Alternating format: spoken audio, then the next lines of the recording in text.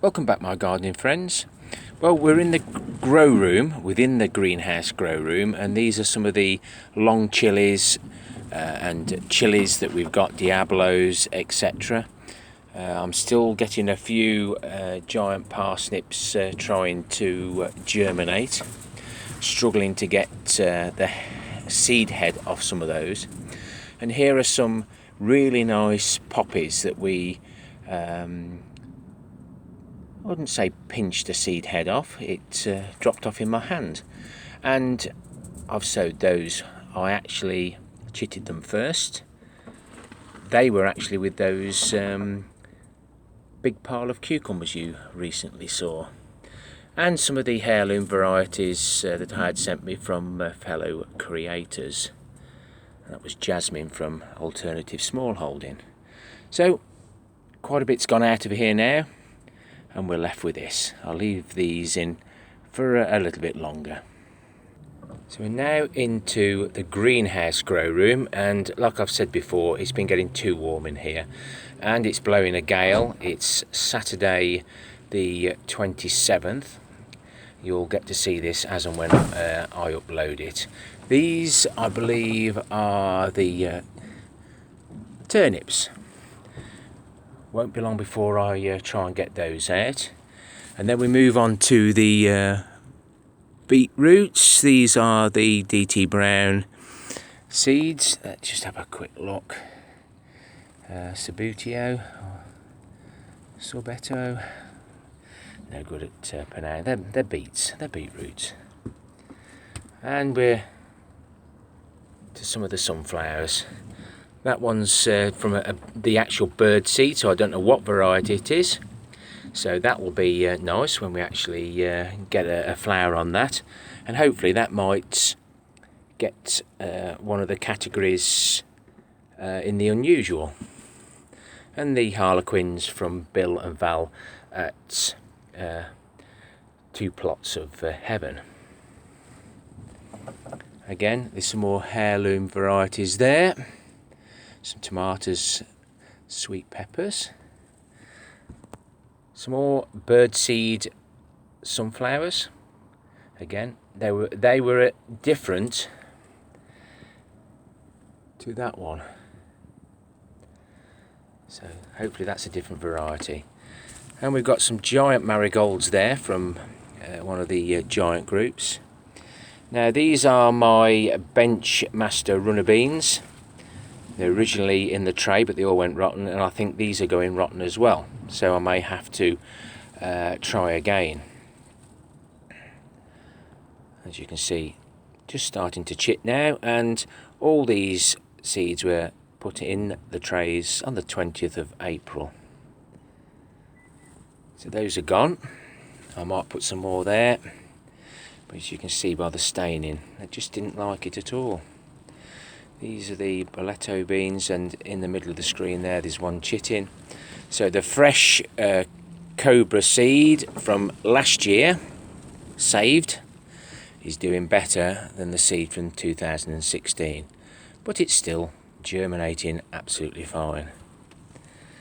So there we've got one of the giant singles, and the rest of my sunflowers that I've selected and potted on. Celery, some more marigolds there, and remember those cucumbers that we just chucked in a big pile that didn't germinate first time round when we chitted them? Those are the ones that I selected, and I think they are market more, but we'll see when they actually grow. 2 more giant parsnips, more sunflowers, the harlequins, and we've got another birdseed one there. Interesting to see. There's the telepathy extra cucumbers we put in when we thought we was going to lose all the others, and fortunately not all of them did die. And some more marigolds there. These are the Boltardi beetroot. Another week, perhaps the bank holiday, we'll get those in. And these are my giant pumpkins. I swapped these seeds for some of my own long chili seeds, so I hope that person's getting success with those. My main crop of potatoes are still here. The sarpos that I grew from little seeds, and I believe that is one of the peppers that I tried to overwinter. We'll have a little look at that, and that's another pepper that we tried to overwinter. May need a drop of water now. And to my very surprise, I thought, dahlias. I'll put some dahlias in some compost. Let's go and have a look at those. Well, just chuck them in a tub of dry compost and this is what happens. So let's just pull them out and have a quick look, but this will be a separate video. Well, you can see where the lid was, and this is what was sticking out the top, and it looks like there's even more shoots there. So I've never ever done anything with dahlias before, whether it be saving the tubers. These were grown from seed last year. They were in the garden in pots, and these are the ones I've saved. Up at the allotment, I took some up there and planted in the ground, and that's where I left them. We covered them over with those black trays. So it'll be interesting to see how they do compared to these. But it does look like they've done well, perhaps too well. I may pay the price for that.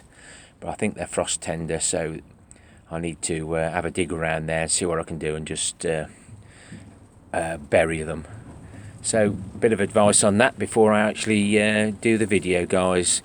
Can I actually bury some of these so they're not so leggy?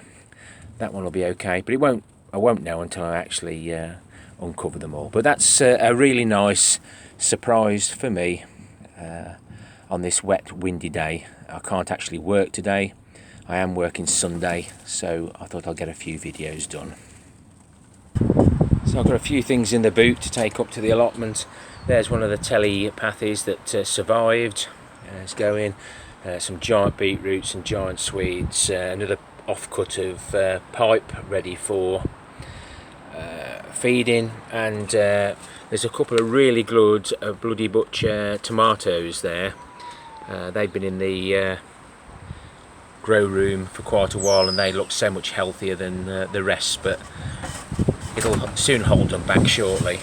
Anyway, I'm going to go before this wind irritates you too much. I haven't got the microphone. Won't add that till I get up the allotment this morning. Happy gardening to you all. Till next time, my friends. Ta-ra for now.